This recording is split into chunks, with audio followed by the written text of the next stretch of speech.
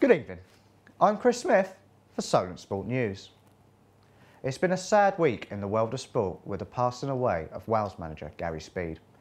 We send our respect and condolences. We start tonight's coverage with Southampton's trip to Bristol City. I went down to see how it unfolded. Southampton travelled to Championship strugglers Bristol City, looking to maintain their lead at the top of the table. While dominant at home, the Saints haven't been the same on their travels, and it showed as City had the best of the opening exchanges.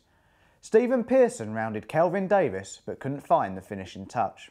The pressure told in the second half as City winger Albert Adoma cut in from the right and a deflected shot just managed to creep past Davis in the Saints' goal.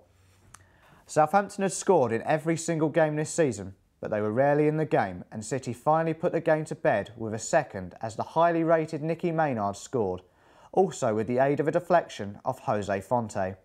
Manager Nigel Adkins had this to say afterwards.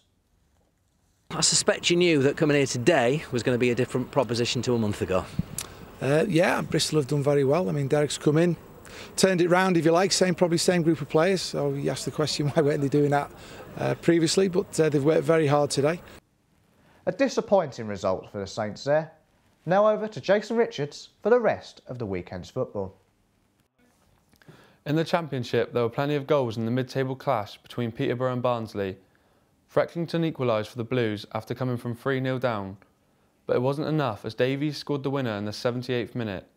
I thought we'd thrown away a gift. Not a gift, to be honest. We worked really hard to go 3-0 up. We played exceptionally well against an excellent side who scored a lot of goals. But goals changed the momentum. The substitutes and the first goal that we conceded changed the momentum of the game. And sometimes it's very difficult to change that momentum. And, you know, they were worthy of at least a 3 each. You know, but the next goal was ours. Great goal from Craig Davis, and it won us the game. It was an excellent day at Dean Court for Bournemouth and striker Josh McCoy, scoring his first in the 29th minute with a powerful header. McCoy then went on to head another goal past Walker, putting the Reds 2-0 up.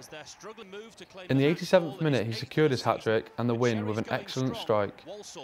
Bournemouth take all 3 points at home to Warsaw. Fabio Capello has reached 4 years in charge of the English national team. Sam Skilton was on the streets of Southampton to hear people's views on the England manager and the future of the position. So what do you think of Fabio Capello's reign? I think he's struggled a little bit because of his lack of English. I think the ideas that he had about sort of getting the team disciplined and getting them organised and not sort of letting the players have the majority of the power was a good thing. But ultimately, I don't think he's been able to get his message across very well. I think he's done a reasonable job considering he didn't really know what he was getting into before he took it. I think he thought he was going to drop himself into an Italian type situation, little realising the anarchy and sheer waffle and ridiculousness that accompanies England's football team wherever they go. Who do you think the next best manager would be? Anyone but Harry Redknapp. Well, I mean, if you're talking about an Englishman, I suppose you probably got to go with Harry Redknapp. So there is the view of 2 people on the streets of Southampton, and here is what our conclusive poll has to say. Some interesting thoughts there.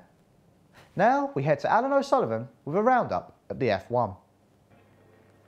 Red Bull's Mark Webber finally ended his victory drought by taking the final checkered flag of the F1 season in Brazil. World champion Sebastian Vettel led from the start but ran into gearbox problems, allowing Webber to overtake him. McLaren's Jenson Button finished in 3rd to seal 2nd spot in the championship, while his teammate Lewis Hamilton retired with a gearbox failure.